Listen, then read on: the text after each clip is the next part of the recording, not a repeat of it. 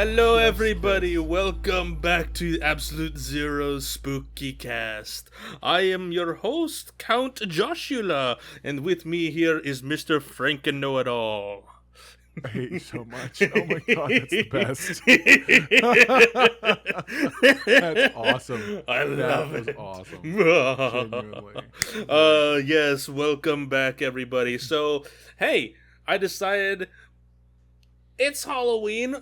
We love talking about spooky stuff. We talking about movies and nerdy shit. So let's bring back Spookycast. So yeah, Yay! all month, every Sunday this month, we're going to be having a a spooky cast, an Absolute Zero spooky cast every Sunday. I So like it. this week we're actually talking about Stephen King adaptations, and funny enough, that we're doing this because we have at least 4 different Stephen King adaptations releasing I know. this year. Like, so I'm looking at this list. I didn't know The Monkey is a Stephen King adaptation. That's a no. I think it was a novella or something. It was a smaller book. Yes, It's a short story. So this year alone we have The Monkey, The Long Walk, The Running Man, and the HBO show It, Welcome to Derry. Yes, which has Skarsgård coming back. Yes, it has. As, It has as he's Bill playing Skarsgård. he's playing Pennywise, and I'm like, what? Like, I'm like, are you guys secret doing like a cinematic universe? Like, what's going on here? Are we gonna fi- get are the we- whole? Are we finally getting Yeah. the Dark Tower saga? Little by little, they're gonna do it like the long way, and I'm like, you punks, you utter total bastards! How could you do it? It'd be great considering the Dark Tower movie was terrible. Oh my gosh, it was. The funny thing is, like, you watch the little like promo hype videos people put together, like on TikTok. Yeah. You'd think that movie was awesome. You But would then, think. and someone said that to me. And I went, oh no. The reason this little thing is awesome, that's all the awesome in there. That's everything you can fit it from the movie. That's awesome is in that little TikTok clip. Okay, that's what you got. Yep, exactly. So, Stephen King, what was your first Stephen King thing? What was the first thing you got introduced to Stephen King about? I saw before I knew it was Stephen King. I saw the original It as a TV miniseries. Yes. With what's his face? Oh my gosh, his name just escaped me. But anyways, him, Tim Curry doing Pennywise. Yeah, Tim Curry. And I remember, and I did not know this was part of anything to do later. And then and after that, the next one I remember was the very next thing I can recall was The Shining. Oh, And yeah. that I was it was so those two things pretty much made me go, oh my gosh, anything Stephen King is going to just terrify me. Yeah, funny enough, those two were the first Stephen King adaptations that I saw. Shining. Oh really? Yeah. I actually didn't get introduced. Oh, there you go. I didn't get introduced to Stephen King until I was like just going to college, so about Oh, wow. 17 or 18. So I saw The Shining first, and dude, The Shining is terrifying. If you really Oh my think gosh, The about it, Shining will mess is you up. horrifying. Absolutely, it will mess you up. And Yeah, then man. It with Tim Curry is just hilarious and fantastic. It's not even really a horror It is movie. for the time. No, but it's like really weird Yeah. because remember, it's being done in an era when you couldn't be as bold as you are now. You know, because everything was going on television. Yeah. Excuse me, do you have Prince Albert in a cat? Well, you better let him out. Bro, those That are so bad. scene in the library was hilarious. Yes, very. Oh my goodness. Well, man. I don't know. Carrie was another one that I saw a bit after, and that one was pretty freaky too. I think that was the first official movie adaptation from his repertoire. I can see that. Yeah, that makes sense. Yeah, and then you got like Children of the Corn, Cujo. Which to me, I'm like, how is that even? I mean, Cujo, I loved, by the way. I thought Cujo was brilliant. Cujo's great.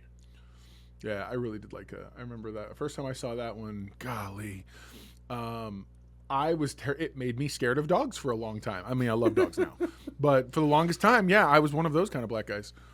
And like the guy, I was like, no dogs, get away from the dogs. Oh my God. And then one day my friend's dog like slobbered all over me. And I was like, oh, you're just okay. Wait a minute. You're cool.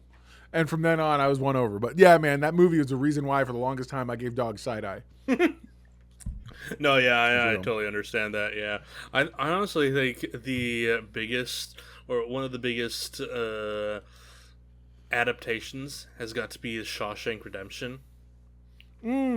My wife's one of her favorite movies. Yeah, absolutely. Absolutely. Shawshank is an amazing movie.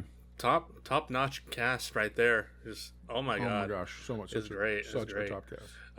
God, I actually just recently got it on Blu-ray. Both Shawshank. Did you really? Yeah, both Shawshank and Green Mile. Oh, cool. Very cool. Yeah, Green Mile is something else. Oh yeah. Oh, dude, Green Mile is something else. Yeah, man. No, that movie's it's rough at times. You're just like, wow. Like they really went all in. One of what was it, Michael Douglas? No, not Michael Douglas. Green Mile. Who was his name again? Tom Hanks? No, not Tom Hanks. Michael. Oh, Michael Clark Duncan. Michael Clark Duncan. Yeah, one of his. Sorry. Right on.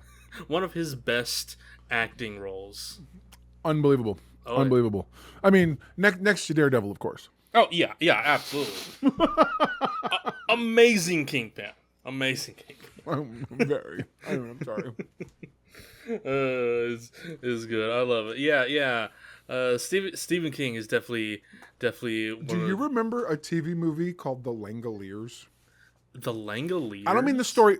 Yeah, it's not the story of the Langoliers because that's obviously, yes, it's a thing. I think they really recently tried to do a redo. But the original TV movie of the Langoliers was so bad, I can't even explain to you. So in the book, it's described as like little mouths or like the universe is eating these little. So they decided what they decided to do was the Talking Orange style, have people's mouths green screened. So and when they move, they are opening and closing. Oh my god! And it's the best bad, like, if you just go online, go to YouTube, look up the original TV show The Langoliers and watch just any clip that you find. It's an oh my gosh, bro. It's like, I want to say it's either 80s or 90s, but it was a TV miniseries, and it was not, or TV movie. It was TV movie, and it was not good. It was so not good. Langoliers. It was close to something. Yeah, it's rough. It's a horror miniseries consisting of 2 parts, about 90 minutes each, give or take. Yep. Oh, okay. It's so bad, bro. It's so bad. I'm telling you. Wow. Okay. All right. I'll have to check it out. If it's that bad, I'll gotta check it out. So you can try to corroborate this because I heard from a friend a long time ago, and I might be wrong, so forgive me. This could literally just be me making things up, but I swear I had this conversation. Apparently, the reason the producers were like, we can totally do this idea, it came out right around the same time Twizzlers started doing that mouth commercial. Not the animated hand-drawn ones, but it's like someone's mouth that was isolated and eating the Twizzlers, and it was just the mouth, and they had done this same technology. But what people don't talk about is, it was a singular person sit in one's position, opening and closing for a Twizzler. That's very different from trying to eat the universe. Oh my god! Like 2 very different scenarios and use cases, and they're like, "Oh, this technology, we can totally do this." Not good. Yes, let's pull the technology from Twizzlers into the Langoliers. Oh, yeah. Well, they're like, look, we're here. I mean, like they made it sound like, dude, if I remember at all, what I remember how hyped people tried to promote this, they made it sound like the way James Cameron talks about Avatar movies. How he was like, I was just waiting for the technology to make this happen and tell this story. Like, that's how they made it sound. And you're like, dude, it's a bunch of little mouths trying to eat the universe. Let's move on. Which funny enough, Ash, the new movie comes out this month. I still hate it. I still hate it. Never gonna make me like the Avatar movies. That's so funny. It's great. No, me neither. I'm sure it's gonna be terrible, but it'll look good. Yeah. Probably. Did you watch The Long Walk yet? Have you watched that yet? No, but a friend of mine saw it and he told me all about it. Yeah. So I feel like I've seen it. Yeah, basically, yeah. I've heard they changed a few things from the. It's from this. Coincidentally, it's from the same. It's one of the same producers who did the Hunger Games. Oh, nice. Yeah, Francis Lawrence. So it's sort of that, yeah. I mean, spoilers, a little bit of spoilers, but not too many. It's very post-apocalyptic, though it doesn't look like that from the trailer. Like, you kind of get the vibe that there's something going on. Obviously, like, where is this happening? Yeah. But like, it's very, my understanding, it's very post-apocalyptic, and with the idea of there was a civil war. This was what was the outcome. You know what I mean? Like, this is the result of that outcome. That's what I mean. It's like, it makes sense that the producer of the Hunger Games is like, oh yeah, I'll do that. No, yeah. It's supposed to be like it could take place at any time. Right. Yeah. Right. And that's actually it is a Stephen King thing, but it's not. Like, it was done under he used to have a pseudonym he would do other things under. Mm-hmm. And I was like, that's pretty cool. Yeah. I actually didn't realize that. So we were talking about Children of the Corn earlier. I actually didn't realize that back in 2020 they made a reboot of the yes movie. I've heard this. I had not seen it, but my uncle used to be into the original. So when this new one came out, he called me and was like, "Oh my gosh, I heard there's a brand new one." I was like, "Really?" So yeah, I heard about this. Go ahead. I'm sorry. Apparently it was really bad. No doubt. I don't doubt that at all. Only making like $575 million or $575,000. So I'm looking at a list. Stephen King doesn't have to write anymore. You know that. No, I'm not even he talking doesn't. about because of how popular he is as a writer. Let me explain. If you look at his list, his body of work, just the things that have been made into movies or are currently optioned to be made into movies. I found a list. Yeah. What I know, having been in the industry, we looked to when I had this production company, we looked to option a book. And I remember the price came in at about $30,000, and that would have been good for a total of 2 years. Wow! And if we didn't do something with the property in 2 years, the rights would immediately revert back to the owner. So we had to do something with it. And I remember we were sitting here like debating that. Now, that's the low end. That's me in indie territory looking to do that. Okay, all right. Chances are he's probably getting upwards of $50,000 to $75,000 probably per year for for his properties, because they're known winners, they're known commodities, which means and if someone doesn't do the thing, they either renew the contract or they make a thing. Yeah. And then which helps them retain the rights. And it's like, with all the stuff that's optioned, he never has to do another thing again. He can just sit around letting his options of his current material just keep racking up. Sorry about that little bit of Hollywood business. I'm like, it's just, I noticed, I was like, good God, the man's literally optioned out everything. Out of the multiple authors that are around today, I probably think that Stephen King and R.L. Stine are the two that have the most body of work and the most popular body of work. Sure, I can see that. That makes sense. Yeah, because they're both horror and or spooky or thriller type writers, so it makes a lot of sense how he gets a lot of money just from the options. I agree. Yeah, I absolutely agree with that. It's amazing. What's your favorite? It's amazing. No, I don't begrudge it. It's like that's real. That's real. You hear rumors of Stephen King having like a ghostwriter, and a little bit on the nose considering his genre of work, but I do believe that there are individuals, like there are a select group of individuals that just have entire worlds in their head, and they have to get them out and write them. Yeah, no, I agree with that. Yeah, absolutely. Yeah. Robert E. Howard, who created Conan, he used to, in several interviews, he's quoted as saying that he didn't actually feel, he was not creating these worlds. He was simply like telling stories that were coming to him. Yeah, he's a vessel. And on some weird, in that weird, crazy way that people did back in the day, he used to legit be like, "Oh, I'm, I I feel like I'm in tune with the universe. You know what I'm saying? Those hippies that were all like, you know what I'm talking about? Like, I'm gonna go take some peyote Drink and go the write me a Conan Kool-Aid a Barbarian bit too story. much, man. Yeah, exactly. No, for real. What's your favorite Stephen King adaptation to date? Okay. Let me see. God Almighty, which one? Honestly, it'd have to be the most recent It movies, and I mean both parts. Yeah. Those were next level. They were perfect. I thought with the exception of some very obvious omissions that you would of course omit, Which I I'm feel perfectly like fine with.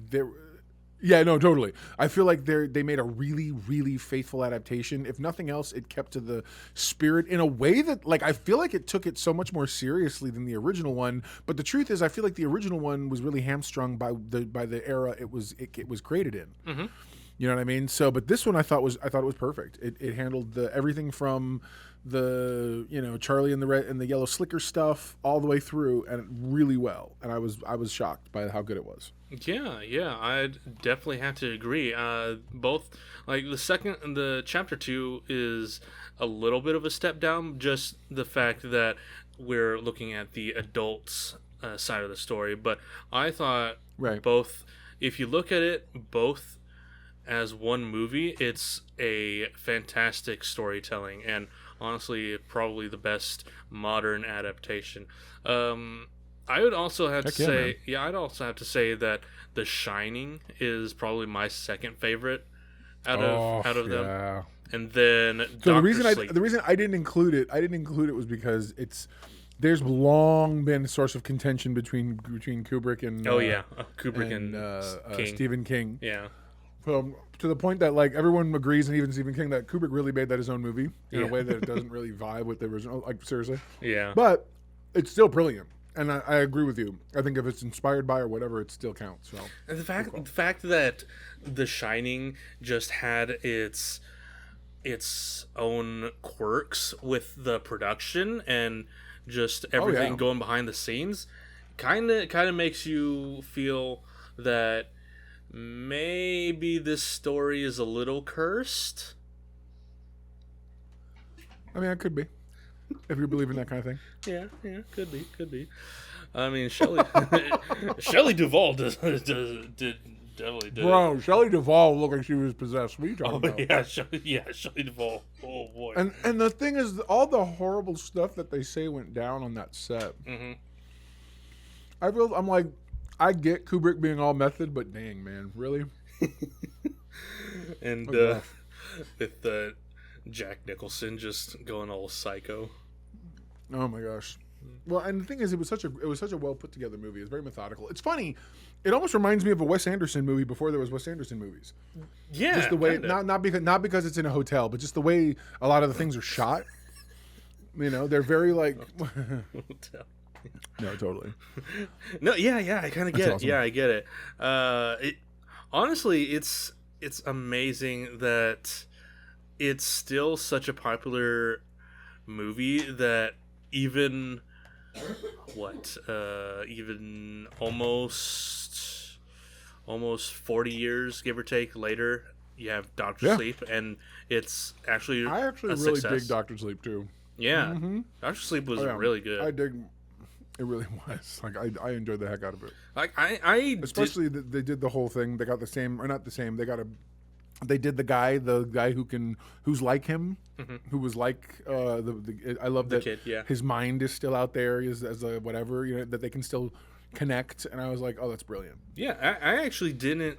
I actually went into this movie blind. I don't read. Oh, really? I don't read Stephen King novels. I just watch the movies. So same. That's how I consume Stephen King. So I went into this blind. I thought it was just another Stephen King horror or thriller story. And then when you see the hotel, that sent chills down my down my spine.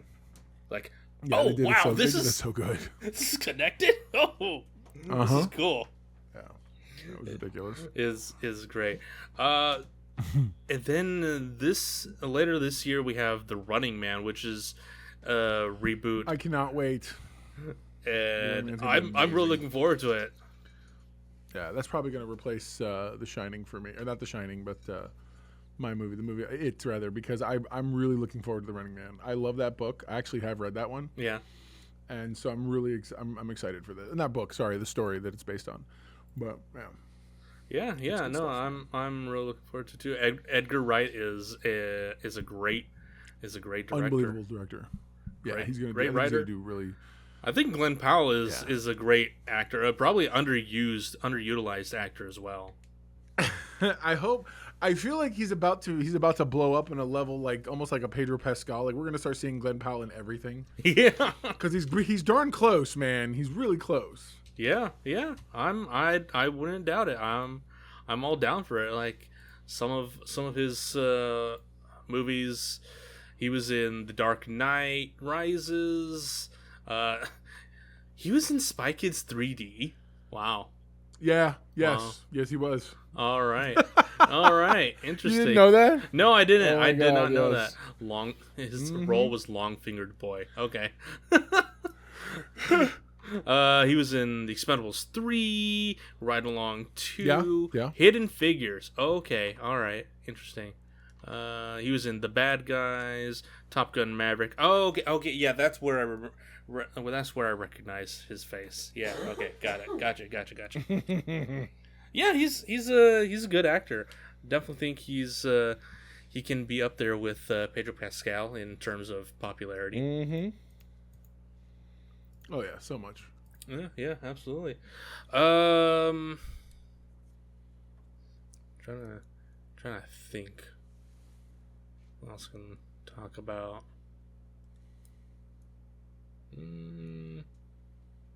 Well, so let me ask you a question then. Yeah, sure. Okay, so we're in October, obviously. We're talking about scary, spooky movies and things like that. Spooky stuff. What can you, and I know we're talking specifically about Stephen King. Like if you could think of a single Stephen King antagonist from all of his different things. And by the way, everything doesn't have to be horror. It really doesn't. Yeah. What would be the worst one to experience? Now, I feel like everyone's going to be like, oh, it's Pennywise and this and that. But I have a different answer, but go on. So the question is, out of all of Stephen King's novels, the villain, which one do I think would be the most terrifying to go up against? Yes.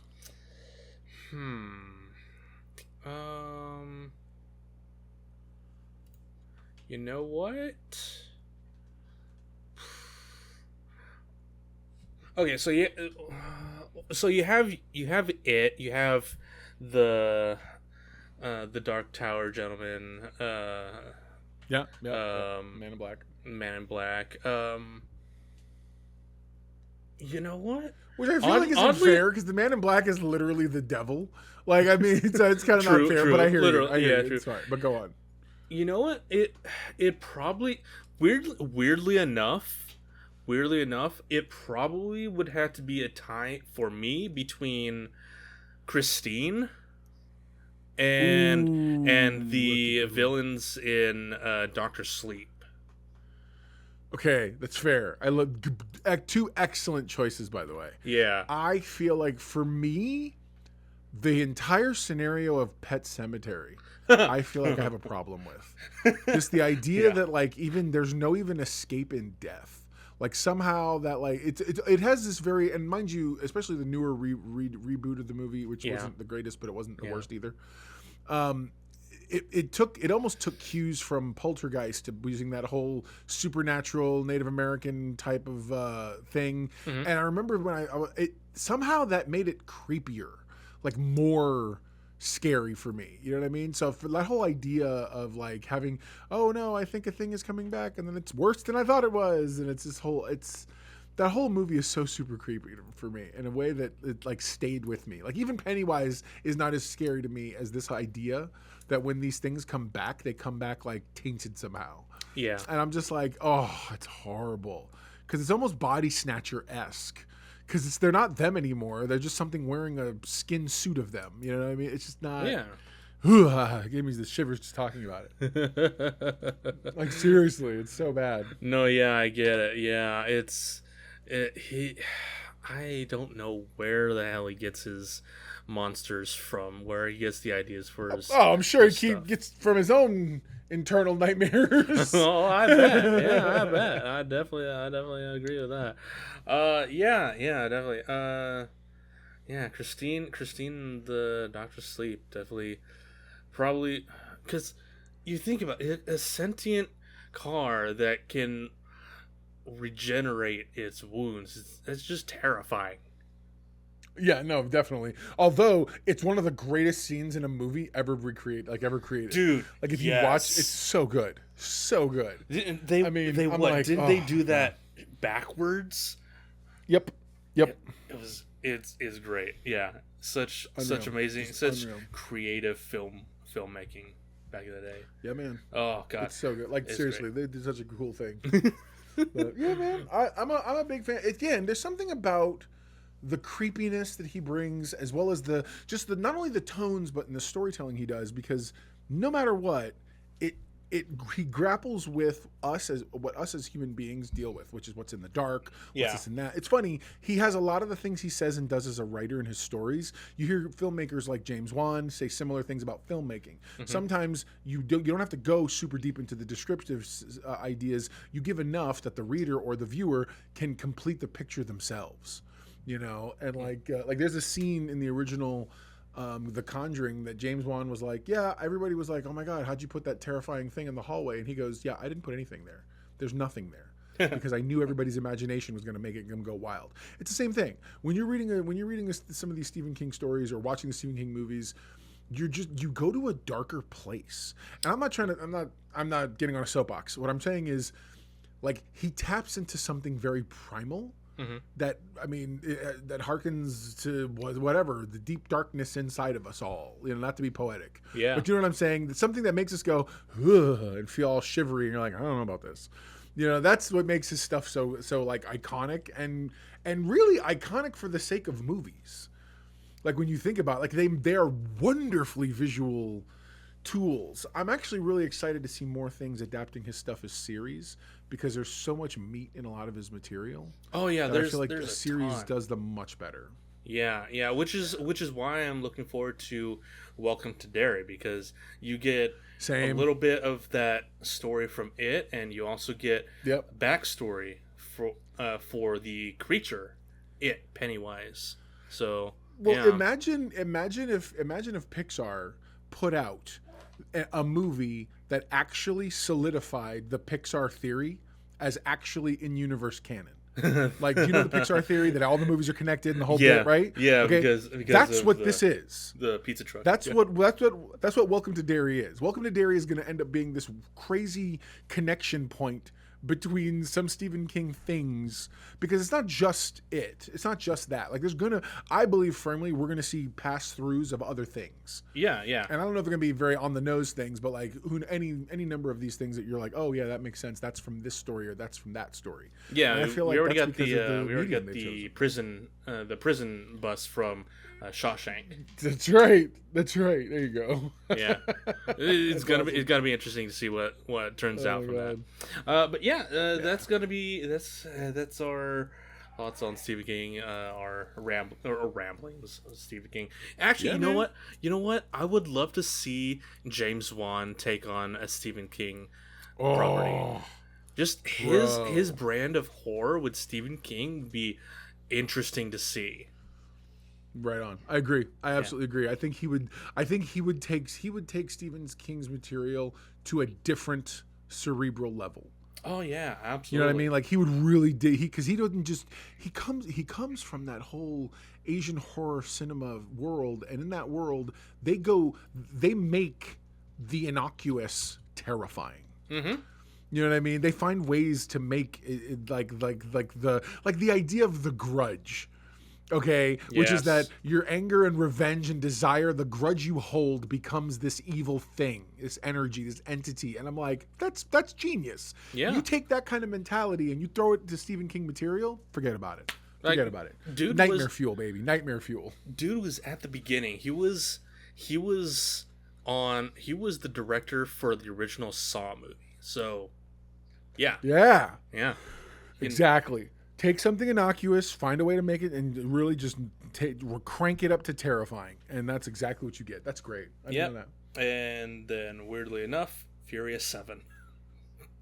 I know. Yeah. out of all his movies, horror, Furious 7. Absolutely. Yeah, It's very weird, strange. It's weird. All right, that's gonna be our thoughts on Stephen King. Tune in next Sunday, where we will get together again and talk about creature features.